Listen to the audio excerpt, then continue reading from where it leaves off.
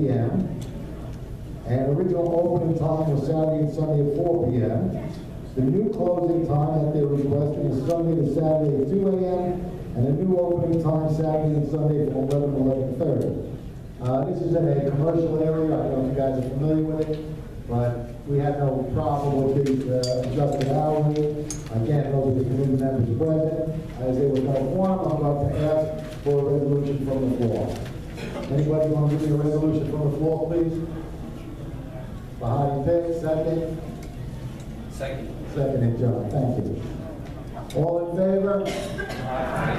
Any opposed? Any abstentions? Thank you. Okay, for new licenses, resolved with the recommendation of the Economic Development Committee of Project Committee 410 that the following establishments have agreed to comply with best management practice standards contained within the stipulations by signing them, and to further agree to attend ATAP training, and that their compliance be sent to the State Labor Authority along with the resolution and the vote, and copies placed in the board's file. La Casa del Sol Sabor, 2728 East Tremont Avenue, 10461, between Frisbee and St. Mary's Avenue. This is a new license. Rosie's Manor, 3677 East Tremont Avenue, 10465, between Phillip and Randall Avenue, new license. Estelita Polana, 45 Westchester Square, 10461, between Roberts and Pond Avenue. This is also a new license. Estelita Polana was mentioned earlier on Westchester Avenue further up. This is the one in Westchester Square. It's actually being taken over by the Sun.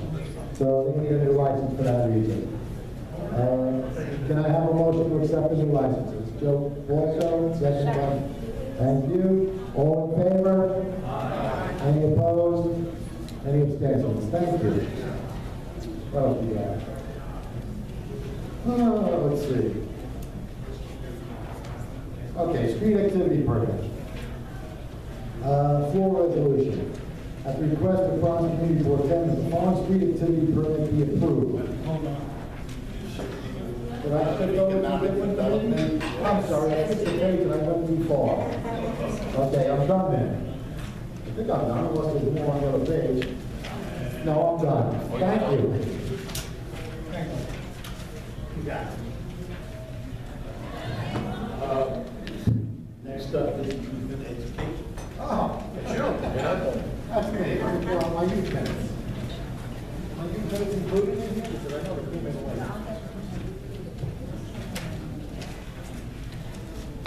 You guys think you hear me yet? I'll make this one short and sweet. We actually had a terrific meeting.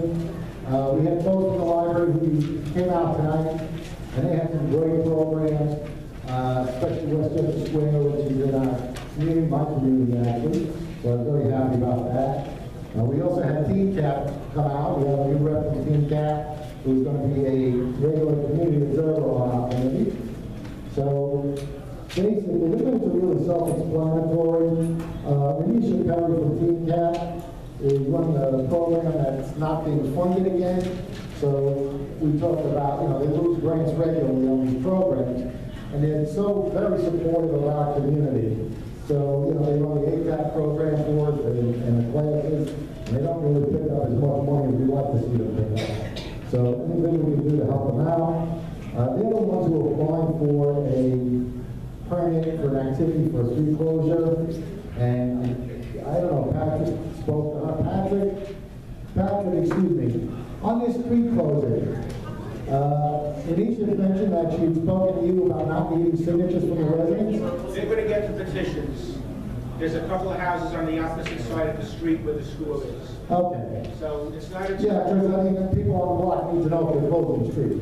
Yeah, no, Okay. But Anisha spoke to you about it. Okay. Yes. Anyway, they were talking about needing some additional funding. Some of the programs at the Westchester Square Branch Library, again, Kathleen, who was here, and Renisha was our new TCAP rep, is looking for support. So we discussed various ways that they can do some funding. The other thing that people should take a close look at is if you have any students who are going to be applying for college. Lehman High School on February 6th is having a FAFSA completion event. And those FAFSA applications can be very difficult for some parents and some students. So if you can get some help, I highly recommend you send the parents and students over to get that public assistance for FAFSA. Ahmed, thank you very much.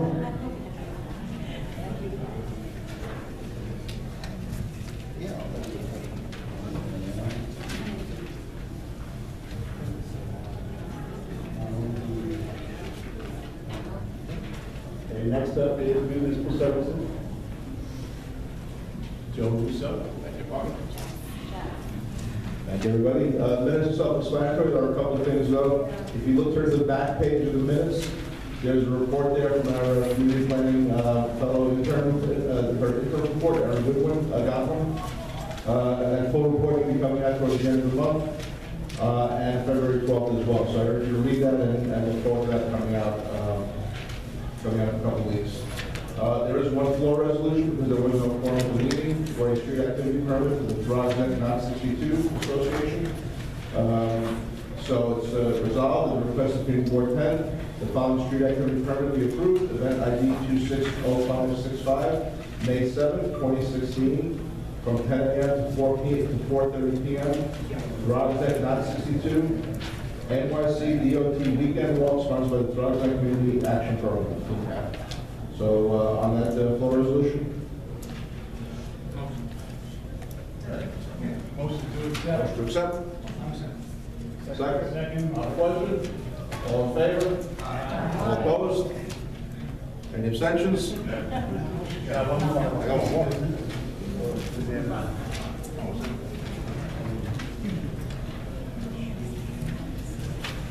That's from that, right? All right. That's from the previous meeting. Okay. That's from the November meeting. Okay, there's a resolution also from the November meeting regarding a request for a street overlay honoring Al Agavino Sr. Resolved, the recommendation of the Municipal Service Committee of Bronx Community Board 10, that a street overlay honoring Al Agavino Sr. on Harrington Avenue between Mayflower and Edison be approved, and this information will support documentation before the office of Council Member James Vaca for presentation to New York City Council. So on the resolution. Motion to approve. Second. Any questions? All in favor? Aye. Any opposed? Okay, any abstentions? I'm out. Next up is Health and Human Services. And that would be Alpha Condon or Bishop Rosario. Thank you. Okay, we started discussing the health board. Deborah Hunt proposed April 2nd as a priority, but I hear we have a wedding on that day.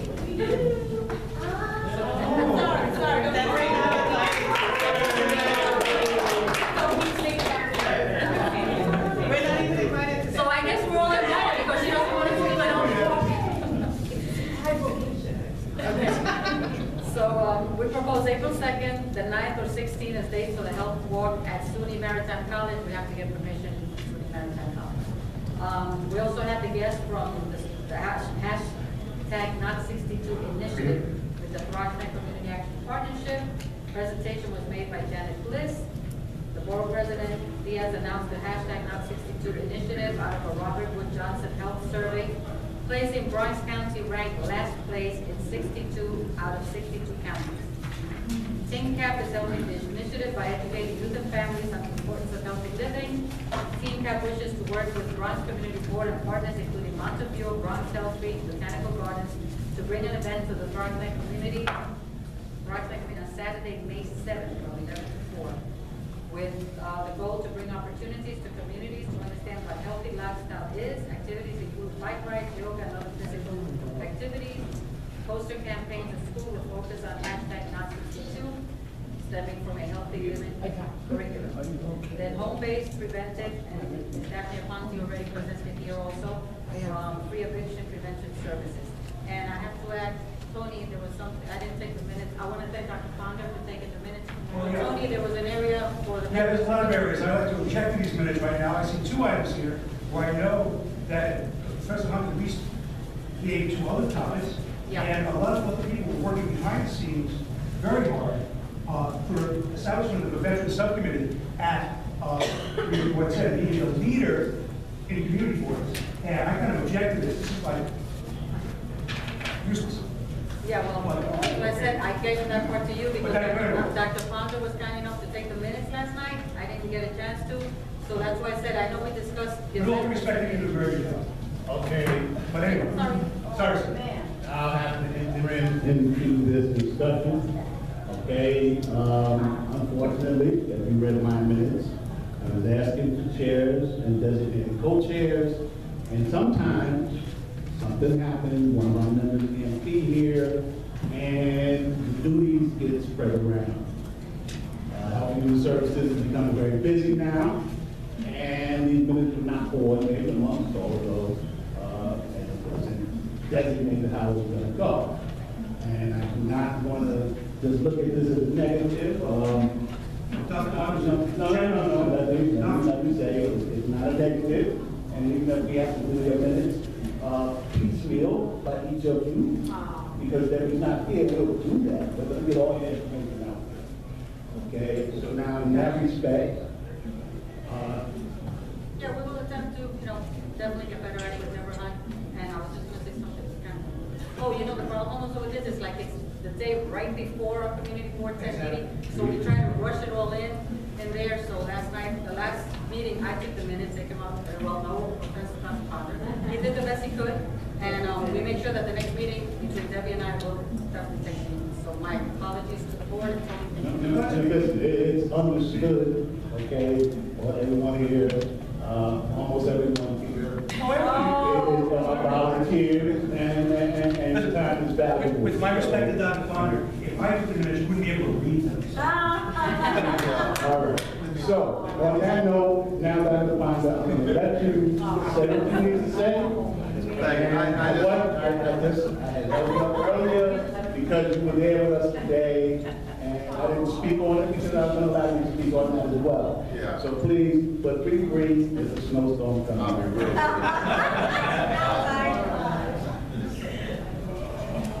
Thank you. I'll be real brief. He was referring to the fact that I was at the Borough Board meeting earlier today. And I'm so sorry, Tony, I was swamped. And there were some significant contributions by Tony during our meeting last night. I actually taped it out, and I was trying to go through it, but I'm going to amend those minutes, and they will reflect your contribution and the great work that your subcommittee is doing.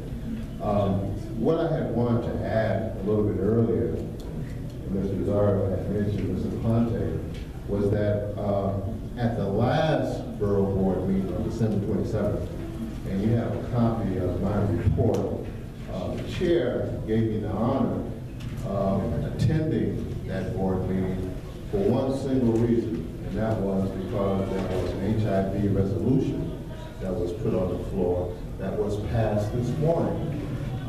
Interestingly enough, it's the same resolution that I had introduced to the chair upon my appointment, and he had referred me to the Borough Board. Instead, here, as you know, at his behest, we passed a resolution in support of something that has some fight in it, and that was a hassle for all bill, and I thank you for that at this time. What I wanted to mention, Mr. Chair, was that, and the senior knows, and it's related to what Mr. Ponte was talking about, is that there's legislation, Intro 214, that's been introduced by Council members Mark Levine and Vanessa Gibson. This legislation will give a right of counsel to people who are below 200% of the federal poverty guidelines in both eviction and foreclosure proceedings. And of course, this is a real important issue. Eviction is indeed the single largest reason for a home and shelter injury. And we have about 30,000 people who are evicted each year, and we have 60,000 in our shelter system. The report here of the last meeting last month is pretty self-explanatory. And again, Tony, I'm very sorry.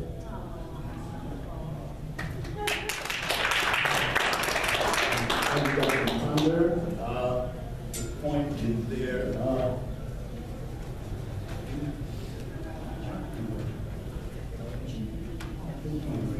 Did anyone leave a phone on the table?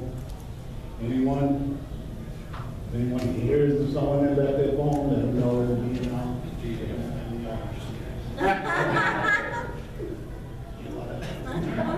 Okay.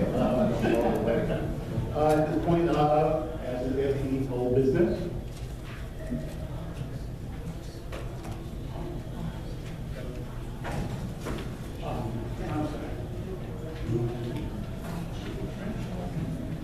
Okay, I'm sorry, Virginia. And you have a hand with me. You guys are driving me crazy with the minutes. But anyway, Parks and Recreation.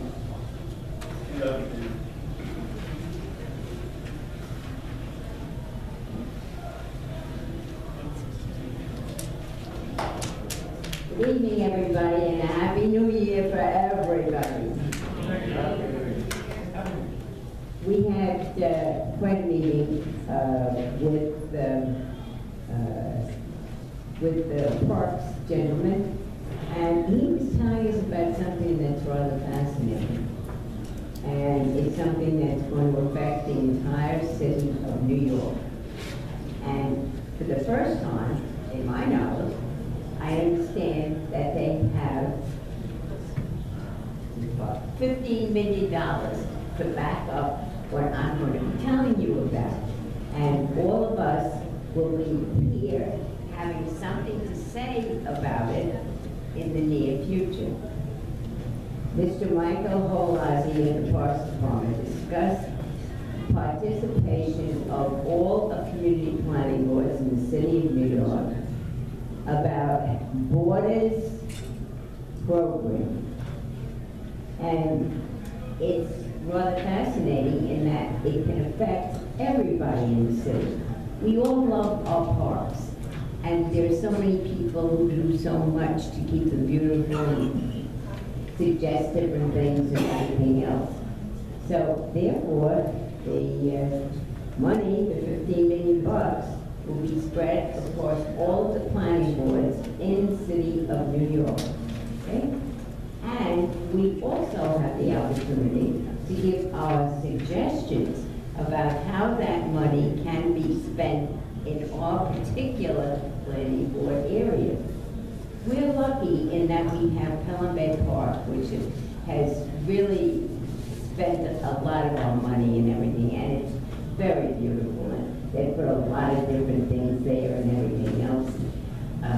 So it's important. Look at that. Does it need a portion of the $15 million? We'll be talking to them and everything. But there are other parks. Ferry Point Park. You've often heard me say, for over 10 years, we have been trying to get the city of New York to put sanitary facilities